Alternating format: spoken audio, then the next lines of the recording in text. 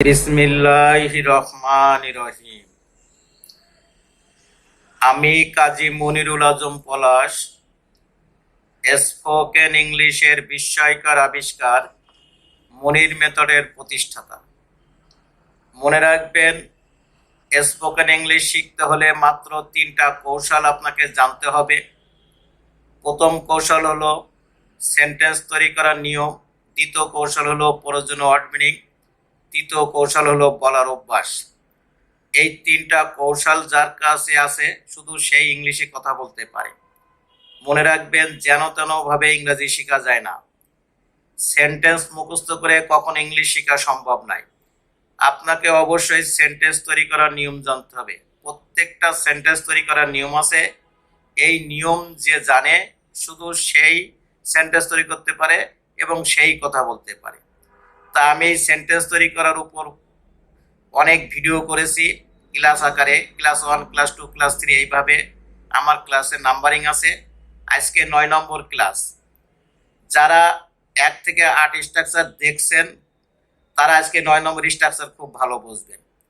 তাই আমার অনুরোধ হলো আপনি 1 থেকে 8 স্ট্রাকচার দেখে এসে আমার 9 নম্বর স্ট্রাকচার থেকে শুরু করবেন। তো চলুন আমরা দেখি কিভাবে স্ট্রাকচারের মাধ্যমে ইংরাজি শিখব। দেখুন, একটা বাংলা বাক্য আছে, ব্যক্তির অধীনে কোনো কিছু আছে অথবা নাই বুঝাইলে। প্রশ্নের ক্ষেত্রে এই ধরনের কথা যদি প্রশ্ন হয় তাহলে আমরা কিভাবে সেন্টেন্স তৈরি করব? কি ব্যক্তির অধীনে? মনে রাখবেন, এই পৃথিবীতে যা কিছু আপনি দুচোখে দেখছেন এটা যদি ব্যক্তির অধীনে হয়, সেই ব্যক্তি কারা? ব্যক্তি আমি, তুমি, সে, তারা, তাদের, তাকে, অথবা করিম, রহিম, জব্বার, অথবা তোমার বাবা, তোমার মা, তোমার ভাই, আমার বাবা, আমার মা, আমার ভাই, ছেলেটি, মেয়েটি, লোকটি, শিশুটি, এরা হলো ব্যক্তি।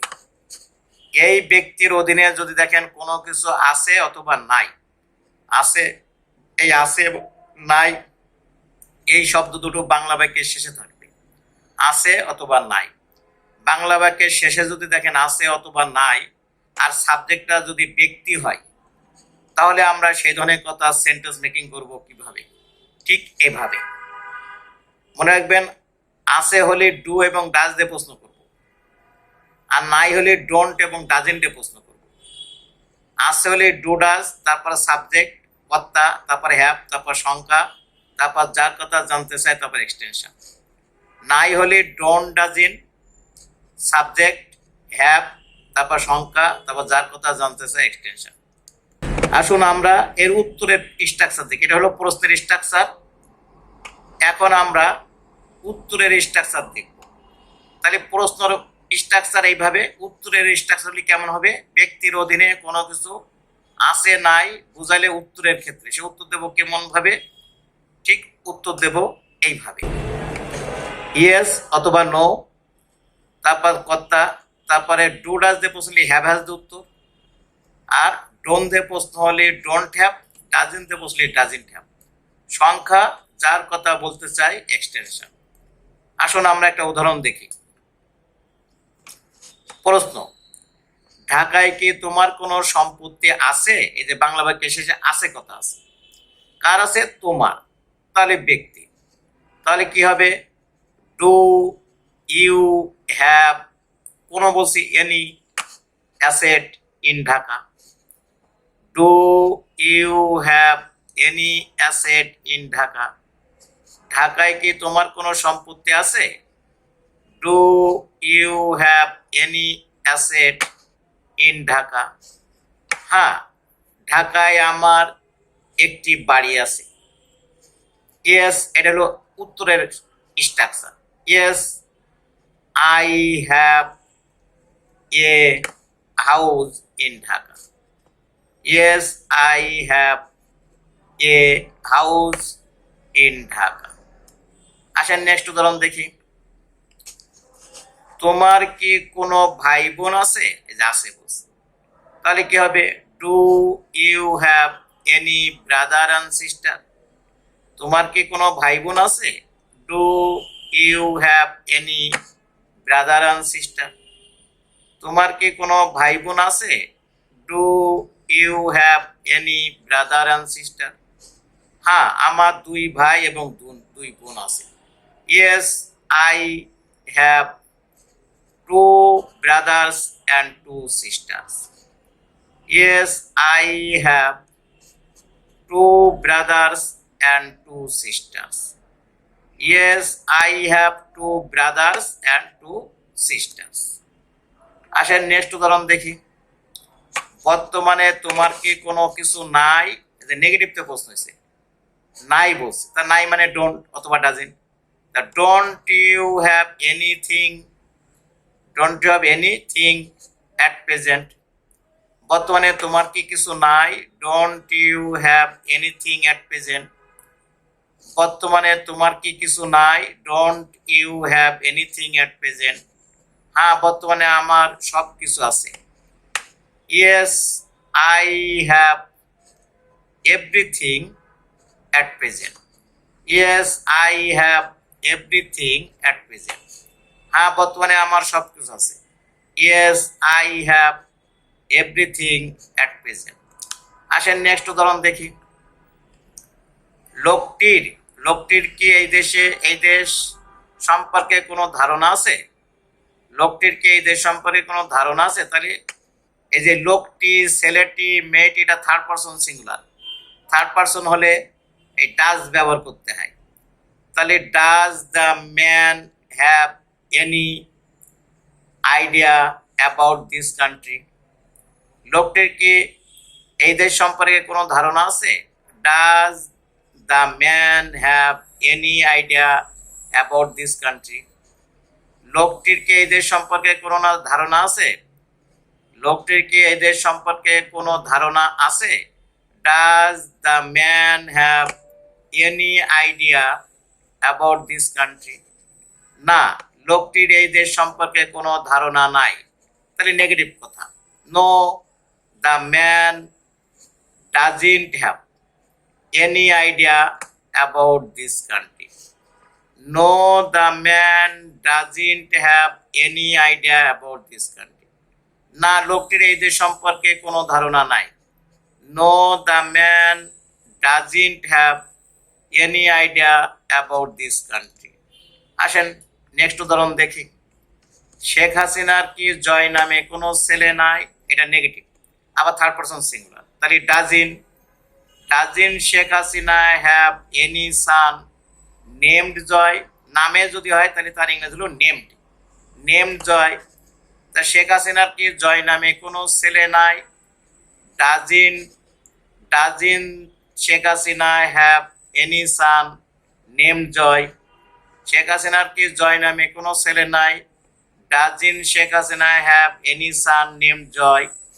হ্যাঁ, শেখ হাসিনার জয় নামে একটি ছেলে আছে। Yes, Sheikh Hasina has. Does দিয়ে প্রশ্ন হলে হ্যাজ দিত। Yes, Sheikh Hasina has a son named Joy. Yes, Sheikh Hasina has a son named Joy. হ্যাঁ, শেখ হাসিনার জয় নামে একটি ছেলে আছে। Yes, Sheikh Hasina has a son named Joy. আসেন নেক্সট উদাহরণ দেখি। তোমার বন্ধুর কি নাসিমা নামে কোনো ছোট বোন আছে? তাহলে তোমার বন্ধু, মনে রাখবেন, তোমার বন্ধু, তোমার ভাই, তোমার বাবা, এগুলো সব থার্ড পারসন সিঙ্গুলার। তাহলে আছে বলছি। Does your friend have any younger sister name Nasima?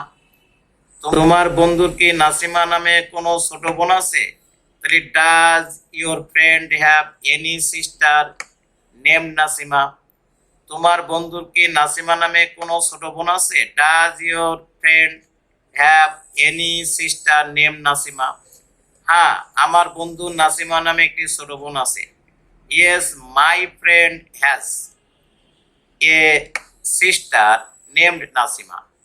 Yes, my friend has a sister named Nasima. হ্যাঁ, আমার বন্ধু নাসিমা নামে একটি ছোট বোন আছে। Yes, my friend has a sister named Nasima. হ্যাঁ, আমার বন্ধু নাসিমা নামে একটি ছোট বোন আছে। Yes, my friend has a sister named Nasima. আসেন নেক্সট উদাহরণ দেখি। তোমার ভাইয়ের কি ঢাকায় কোনো বাড়ি আছে?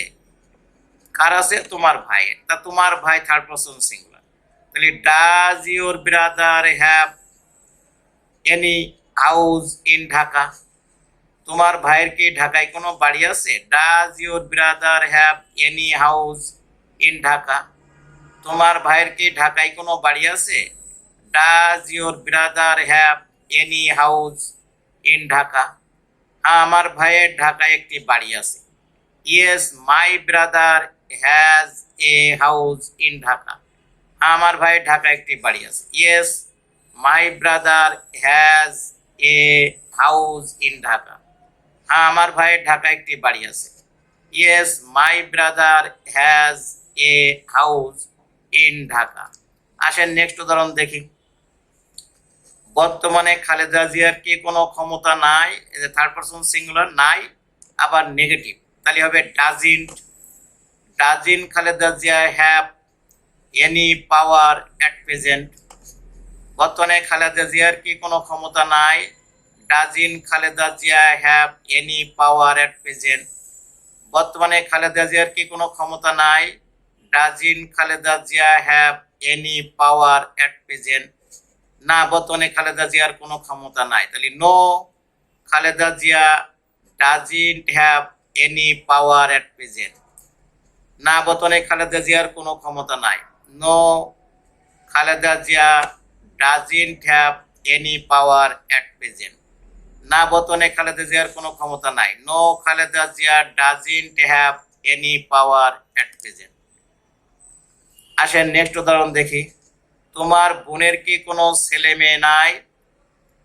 বোন third person singular. Doesn't your sister have any son and daughter? তোমার বোনের কি কোনো ছেলে মেয়ে নাই? Doesn't your sister have any son and daughter? তোমার বোনের কি কোনো ছেলে মেয়ে নাই? Doesn't your sister have any son and daughter? না, আমার বোনের কোনো ছেলে মেয়ে নাই। No my sister doesn't have any son and daughter. No my sister doesn't have any son and daughter. না, আমার বোনের কোনো ছেলে মেয়ে নাই। No my sister doesn't have any son and daughter. No my sister doesn't have any son and daughter. আসেন next উদাহরণ দেখি। ছেলেটির কি কোনো শিক্ষাগত যোগ্যতা নাই? Doesn't the boy have any educational qualification? ছেলেটির কি কোনো শিক্ষাগত যোগ্যতা নাই? Doesn't the boy have any educational qualification? ছেলেটির কি কোনো শিক্ষাগত যোগ্যতা নাই? Doesn't the boy have any educational qualification? না, ছেলেটির কোনো শিক্ষাগত যোগ্যতা নাই। No the boy doesn't have any educational qualification. No the boy doesn't have any educational qualification. না, ছেলেটির কোনো শিক্ষাগত যোগ্যতা নাই। No the boy doesn't have any educational qualification. আসেন নেক্সট উদাহরণ দেখি। বর্তমানে তোমার কি কোনো ক্যাশ টাকা নাই? Don't you have any cash money at present? বর্তমানে তোমার কি কোনো ক্যাশ টাকা নাই? Don't you have any cash money at present? বর্তমানে তোমার কি কোনো ক্যাশ টাকা নাই? Don't you have any cash money at present? না, বর্তমানে আমার কোনো ক্যাশ টাকা নাই। No I don't have any cash money at present. No I don't have any cash money at present. না, বর্তমানে আমার কোনো ক্যাশ টাকা নাই। No I don't have any cash money at present. আসেন নেক্সট উদাহরণ দেখি। তোমার বাবার কি কোনো অসুখ আছে? Does your father have any disease? তোমার বাবার কি কোনো অসুখ আছে? Does your father have any disease? তোমার বাবার কি কোনো অসুখ আছে? Does your father have any disease? হ্যাঁ, আমার বাবার বিভিন্ন ধরনের অসুখ আছে। Yes my father has varieties disease. Yes, my father has varieties types of disease.